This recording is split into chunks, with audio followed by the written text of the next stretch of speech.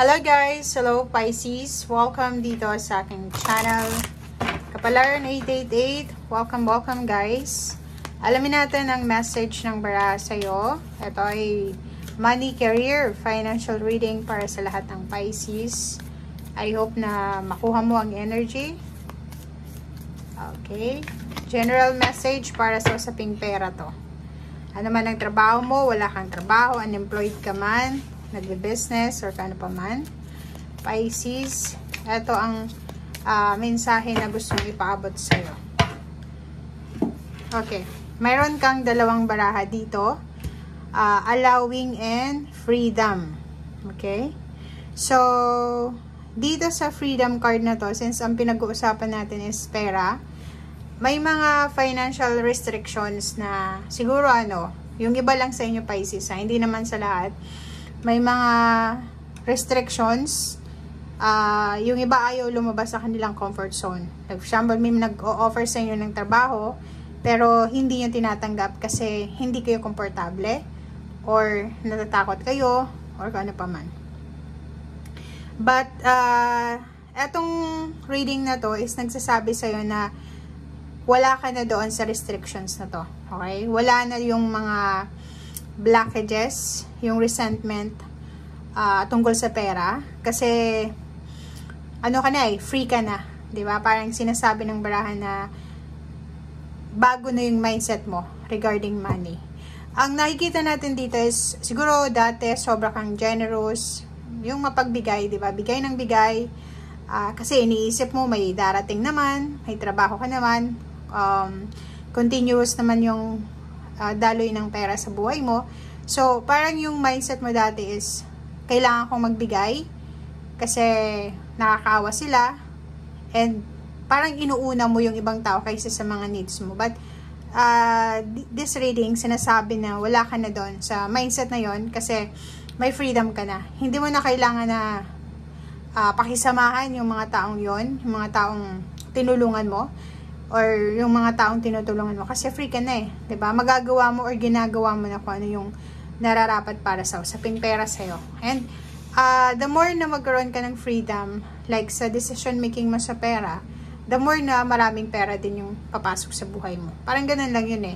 Kasi, for example, sa usaping tarot, sa manifestation, mayroon tayong tinatawag na give and take energy. Yung cycle ba? Yung balanse, yin and yang. Hindi sa lahat ng oras kailangan mong magbigay, and hindi sa lahat ng oras kailangan mo lang tumanggap. Dapat yung flow ng money, dapat kahit emotion yan guys, relationship with your emotional or relationship with money, dapat balanse siya. Yin and yang eh. Kailangan nagbibigay ka, kailangan nakakatanggap ka din. Hindi yung bigay ka lang ng bigay, hindi ka naman nakakatanggap. Kasi unlimited, okay, unlimited yung flow ng energy, ng money, ng swerte, ng good luck, ng good fortune, ng prosperity. Pero kung palagi na lang lumalabas yan sa palad mo, walang bumabalik, imbalance ang tawag doon. If kuha ka rin ng kuha, hindi ka din nagbibigay, imbalance na yun. So dapat, nagbibigay tayo, at the same time, tumatanggap din tayo. Okay? So parang ganun. Allowing. So yun, allowing. Ina-allow mo na ngayon sa buhay mo, lahat. Okay? In reality, parang tatanggapin mo or tanggap mo, kung dati ay siguro nahihiya kang tumanggap ng tulong, or siguro iniisip mo na mas may pera ka, mas may trabaho ka, kailangan mo magbigay.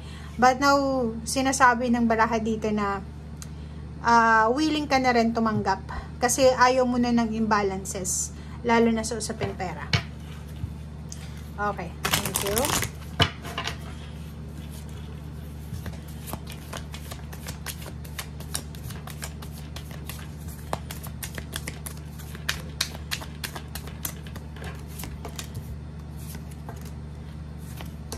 Okay.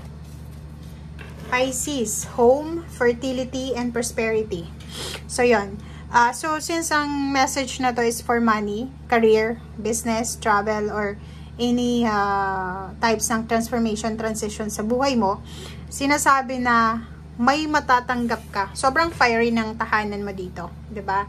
So, yung family life mo, like for example, hindi lang ikaw, kung may asawa ka na, may kapamilya ka, hindi lang ikaw yung sobra-sobrang motivated dito na kumita ng pera, hindi lang ikaw yung determinado na magtagumpay or maging successful. Kasi lahat kayo may kanya-kanyang urge or eagerness na magtagumpay sa buhay. So, ibig sabihin, yung 4 na sulok ng tahanan mo, yung foundation, yung stability, ay sobrang napaka-solid. Lalo na sa usaping pera. Kasi, alam nyo kung ano yung gusto nyo sa buhay, lalo na sa usaping financial. So, nakikita natin dito, may iba sa inyo dyan na gusto nyong siguro magpatayo ng bahay, or pwedeng nakapagpatuyo ka na, may investment ka na, or pwedeng nakaipon ka na ng pera, or pwedeng tapos ka na kung naghuhulog ka ng hulugan na bahay, pwedeng tapos ka na. So, nandito na yung parang harvest season, or decision making, final decision, parang ganun. And fertility since it's money naman, sinasabi ng baraha, ang dami-dami mong maiisip na posibleng pagkakitaan, financial source ng income, 'di ba? So, ang dami-dami mong maiisip, ang dami-daming, parang fruitful siya. Ang dami-dami mong plano, maraming ideas, inspiration na kung paano ka kikita ng pera, kung paano ka makakatanggap ng pag-ulan ng pera or swerte. Kahit nasa loob lang ng bahay. Especially kung babae ka, stay home mom or working at home, sinasabi ng birahan na ang dami-dami mong mga ideas, inspiration kung paano ka kumita or kikita ng pera sa loob lang ng bahay mo. Okay? So, yun. So, pwede din may bagong trabaho, bagong business, bagong pinapatayong bahay, investment, or kung ano man siya. Ang prosperity na to, uulan talaga ng swerte. Uulan ng swerte, uulan ng pera, uulan ng mga posibilidad or oportunidad sa buhay mo.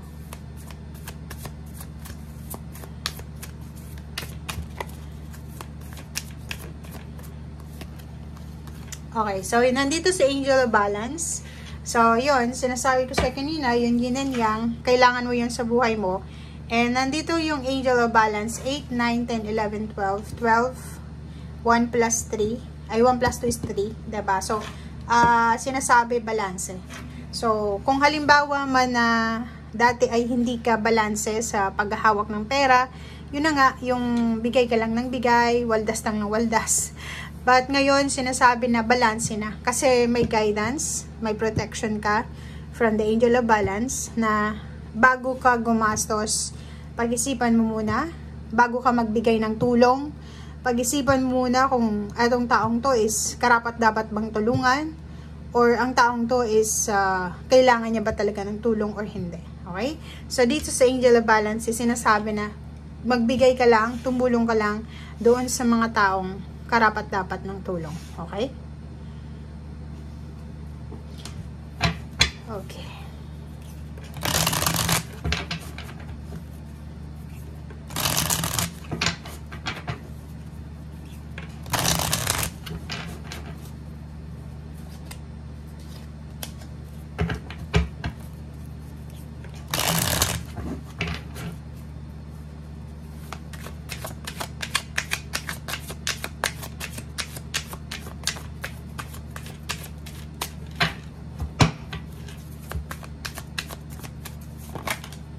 Okay, 8 of Pentacles. Nakikita ko sa'yo dito na sobra-sobra kang magiging focus. Yung percentage ng iyong oras, energy, ay nakafocus sa ginagawa mo. Mapa-business man to, mapa-trabaho, or kung ano man yan na ginagawa mo sa ngayon, or sa future, sa mga susunod na araw, buwan na taon, focus ka dito. Diba? Yung parang, wala kang oras sa mga negativity kasi ang focus mo is yung trabaho, yung ginagawa mo. Kailangan mong bigyan ng pansin or kailangan mong bigyan ng focus kung ano man itong ginagawa mo. Okay? 9 of Wands,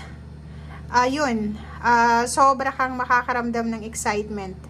Excitement, passion, creativity, determination dahil sa trabahong ito. So, pwedeng bago siyang trabahong ino-offer sa'yo, Oh, 'di ba? Kung makikita mo dito, it's either isa siya sa mga trabaho na wini-wish mo or yung trabaho na minamanifest mo na pwedeng i-offer sa'yo ng universe. So, yun, pwedeng may darating na bagong trabaho, lilipat ka sa bagong trabaho, tataas yung posisyon mo, or mas magiging maganda yung lagay mo dyan sa trabahong yan, or pwedeng mas magiging malakas yung foundation natin sa pera. Okay? Nakikita mo dito yung Two of Pentacles.